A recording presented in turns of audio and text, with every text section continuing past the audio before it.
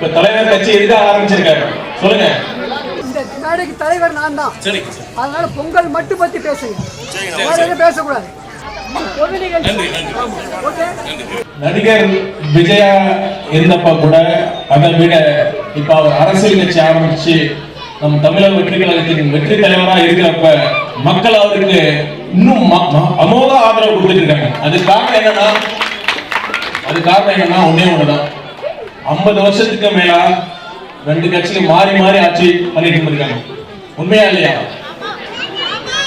ஒரு சாதாரண ஒரு பொதுமக்கள் பார்வையில பாத்தீங்கன்னா 2 கட்சிக்கு பெரிய வித்தியாசமே இல்லை. ஏதாச்சும் வாழ்க்கை தரம் மாறி இருக்கா?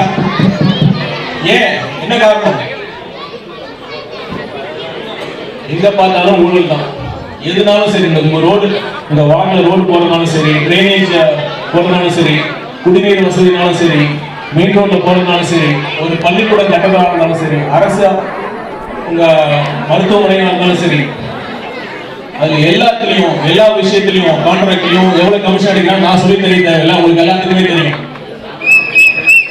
நீங்க ஒரு ரோமன் ஜிஹெச்லாம் போயிருக்கீங்களா? அது தரமா இருக்கா?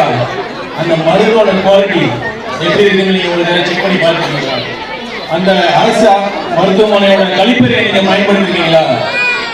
ஏன் அப்படி? இவ்வளவு வருஷம் நம்ம அரசாங்கம் எது நடக்குது? நம்ம கட்டுற வரிப்பணத்துல தான் நடக்குது.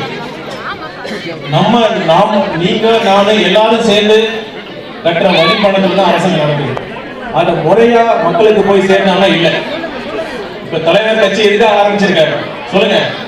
அவருக்கு என்ன சினிமால பட வாய்ப்புலாம் குறைஞ்சிருச்சா? ஒரே காரணம் தான், அவருக்கு பணம், பேர், புகழ் எல்லாம் கொடுத்த மக்களுக்கு எல்லாம் திருப்பி செய்யுங்க ஒரே காரணத்துக்காக வந்திருக்காரு.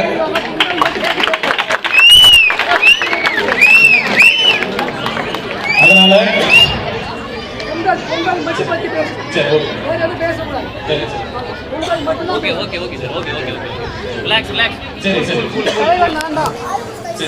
இந்த மேடைக்கு தலைவர் நான் தான். அதனால பொங்கல் மட்டும் பத்தி பேசுங்க, பேசக்கூடாது.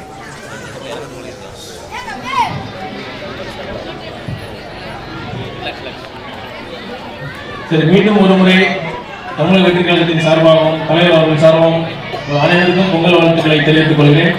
இந்த வெற்றி பெற்ற அனைவருக்கும் மனமார்ந்த வாழ்த்துக்கள்.